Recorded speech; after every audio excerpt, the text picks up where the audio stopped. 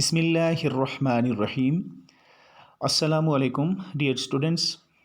آج ہم اسلامی بنیادی عقائد کا تیسرا عقیدہ ایمان بالملائکہ یعنی فرشتوں پر ایمان رکھنے اور اسلامی عقائد کا چوتھا عقیدہ ایمان بالکتب کے بارے میں پڑھیں گے۔ فرشتے اللہ تبارک و تعالیٰ کی وہ نوری مخلوق ہے جو اللہ تبارک و تعالیٰ کے حکم سے دنیا کا نظام چلا رہے ہیں۔ اللہ تعالیٰ اپنا حکم ان کے دل میں القاء فرماتا ہے اور وہ اس حکم کو مخلوق میں جاری اور نافذ کرتے ہیں۔ لفظ ملائکہ ملک کی جمع ہے اور اس کے معنی قاصد یا فرستادہ کے ہیں۔ اسی وجہ سے قرآن کریم میں فرشتوں کے لیے رسول کا لفظ بھی آیا ہے، کیونکہ یہ بھی اللہ اور مخلوق کے درمیان پیغام رسانی کا کام انجام دیتے ہیں، اس لیے ان کو بھی ملک کہا جاتا ہے۔ توحید اور رسالت کی طرح فرشتوں پر ایمان لانا بھی ضروری ہے۔ ارشاد ربانی ہے، وَلَكِنَّ الْبِرَّ مَنْ آمَنَ بِاللَّهِ وَالْيَوْمِ الْآخِرِ وَالْمَلَائِكَةِ وَالْكِتَابِ وَالنَّبِيِّينَ۔ سورۃ البقرہ کی آیت نمبر 177 ہے۔ لیکن بڑی نیکی تو یہ ہے کہ جو کوئی ایمان لائے اللہ پر اور قیامت کے دن پر اور فرشتوں پر اور سب کتابوں اور پیغمبروں پر۔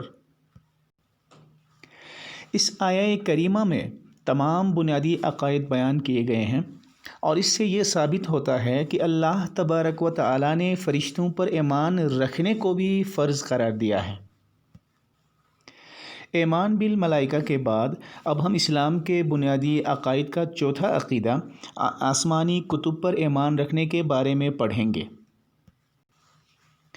پہلے بتایا جا چکا ہے کہ مسلمان ہونے کے لیے ضروری ہے کہ تمام رسولوں پر ایمان لایا جائے، اور رسولوں پر ایمان لانے کا مفہوم یہ ہے کہ انہیں اللہ تبارک و تعالیٰ کا سچا پیغمبر مانا جائے اور ان کی تعلیمات کو برحق تسلیم کیا جائے۔ رسولوں پر نازل ہونے والی کتابیں ربانی تعلیم کا مجموعہ ہوتی ہیں، لہٰذا رسولوں پر ایمان لانے کے لیے لازم ہے کہ ان پر نازل ہونے والی کتابوں پر بھی ایمان لایا جائے۔ ایمان لانے والے لوگوں کے بارے میں اللہ تبارک و تعالیٰ نے قرآن پاک میں ارشاد فرمایا ہے، وَالَّذِينَ يُؤْمِنُونَ بِمَا أُنزِلَ إِلَيْكَ وَمَا أُنزِلَ مِن قَبْلِكَ۔ سورۃ البقرہ کی آیت نمبر 4 ہے۔ اور وہ لوگ جو ایمان لائے اس پر کہ جو کچھ نازل ہوا تیری طرف اور اس پر کہ جو کچھ نازل ہوا تجھ سے پہلے۔ انسان کی دینی، اخلاقی اور روحانی رہنمائی کے لیے اللہ تبارک و تعالیٰ نے اپنی کتابیں انبیاء کرام علیہ السلام پر نازل فرمائی، اور انبیاء علیہ السلام نے ان کتب کی وضاحت اپنے قول و عمل سے فرمائی۔ آسمانی کتب تو بہت ساری ہیں، لیکن ان میں 4 مشہور کتب آپ کو بتائی جاتی ہیں جو درج ذیل ہیں۔ توریت جو حضرت موسیٰ علیہ السلام پر نازل ہوئی،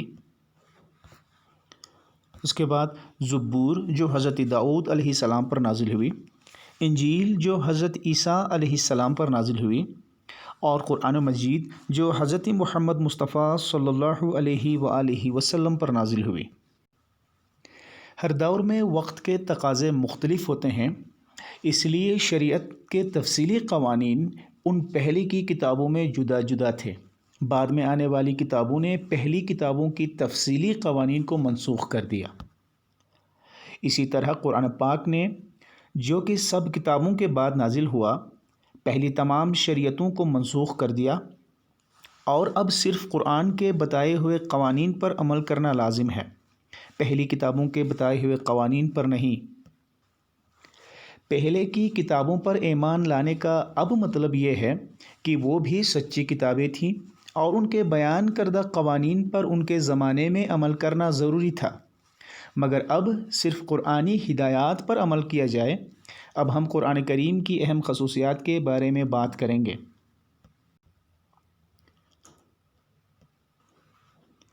قرآن پاک کی سب سے بڑی خصوصیت یہ ہے کہ یہ اللہ تبارک و تعالیٰ کی آخری کتاب ہے جو ہمارے آخری نبی حضرت محمد مصطفیٰ صلی اللہ علیہ وآلہ وسلم پر نازل ہوئی۔ قرآن پاک کی آیات سورۃ العلق کی ابتدائی 5 آیات سے شروع ہوئی اور اختتام سورۃ المائدہ کی آیت نمبر 3 پر ہوئی۔ الیوم اکملت لکم دینکم واتممت علیکم نعمتی ورضیت لکم الاسلام دینا، سورۃ المائدہ کی آیت نمبر 3، جس میں فرمایا گیا ہے آج میں نے تمہارے لیے تمہارے دین کو مکمل کر دیا اور تم پر اپنی نعمت تمام کر دی اور تم سے دین اسلام پر راضی ہوا۔ قرآن پاک کی دوسری خصوصیت محفوظ کتاب ہے۔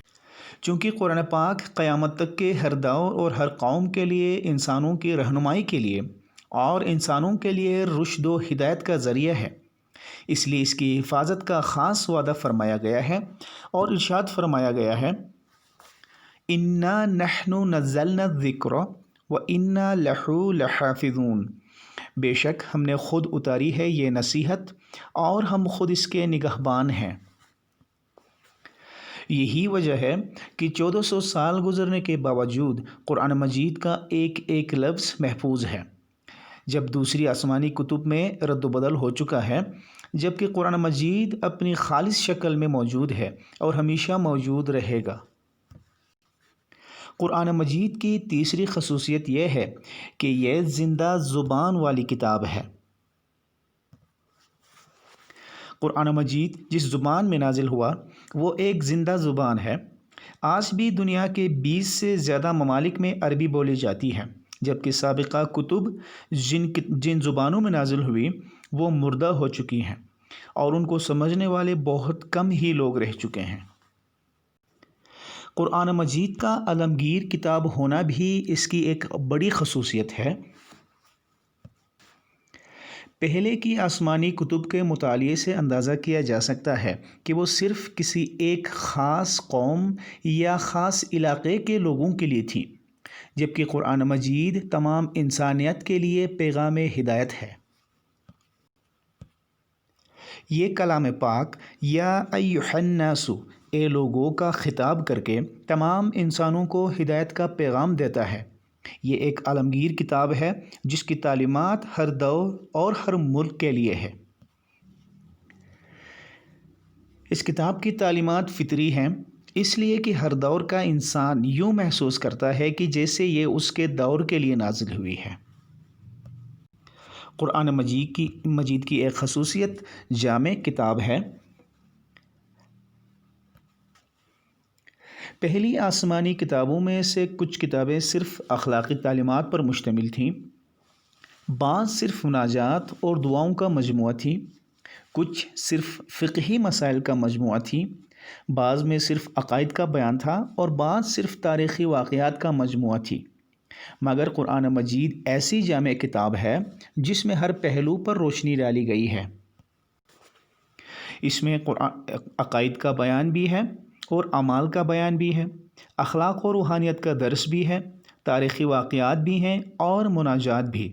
غرض یہ کہ یہ ایک ایسی جامع کتاب ہے جو زندگی کے ہر پہلو میں رہنمائی کرتی ہے۔ قرآن مجید عقل و تہذیب کی تائید کرنے والی کتاب ہے۔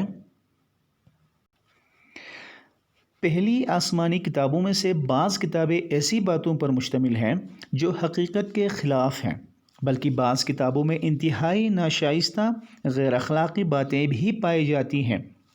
ظاہر ہے یہ باتیں جعلی ہیں جو کسی نے اپنی طرف سے شامل کر دی ہیں۔ اللہ تبارک و تعالیٰ نے ان کتابوں میں ایسی باتیں نازل نہیں فرمائی تھیں، لیکن یہ بعد میں لوگوں کی رد و بدل کی وجہ سے اس میں جعلی باتیں شامل کر دی گئی ہیں۔ لیکن قرآن پاک ان تمام باتوں سے پاک ہے۔ اس میں کوئی ایسی بات نہیں جو خلاف عقل ہو اور جسے تجربہ یا دلیل سے غلط ثابت کیا جا سکے۔ اس میں کوئی غیر اخلاقی بات نہیں ہے۔ قرآن مجید ایک معجزے سے کم نہیں ہے۔ قرآن مجید فصاحت و بلاغت کا وہ شاہکار ہے جس کا مقابلہ کرنے سے عرب و عجم کے تمام فصیح و بلیغ لوگ عاجز رہے ہیں۔ قرآن مجید میں سب مخالفوں کو دعوت دی گئی ہے کہ ایک چھوٹی سی قرآنی صورت کے مقابلے میں کوئی صورت بنا لاؤ، مگر کوئی بھی اس کی مثال پیش نہیں کر سکا، کیونکہ یہ تو اللہ تبارک و تعالیٰ کا کلام ہے، کسی بندے کا بنایا ہوا کلام نہیں ہے۔ پھر کوئی بشر اس کا مقابلہ کیسے کر سکتا ہے؟ یہی اس کا معجزہ ہے۔ اس لیکچر میں ہم نے 2 چیزیں پڑھنے کی کوشش کی، جس میں ہم نے ایمان بالملائکہ یعنی فرشتوں پر ایمان رکھنے کے بارے میں قرآنی آیات کی روشنی میں بات کی۔ اس کے علاوہ آسمانی کتب پر ایمان رکھنے کے بارے میں قرآنی آیات اور احادیث مبارکہ کا جائزہ لیا اور قرآن پاک کی خصوصیات بیان کی۔ آخر میں ہم اس سبق کا خلاصہ پیش کریں گے۔ فرشتوں پر ایمان لانے کا مقصد یہ ہے کہ مسلمان عقیدہ توحید میں کسی بھی مشرکانہ تصور کو شامل نہ کرے۔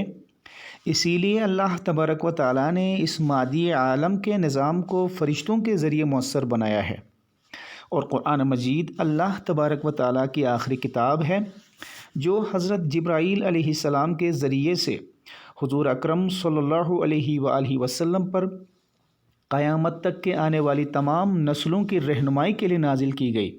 یہ دائمی ہے اور انسانوں کے لیے مکمل ضابطۂ حیات ہے۔ اگلا موضوع لے کے اگلے ویڈیو میں حاضر ہوں گے، تب تک کے لیے اللہ حافظ۔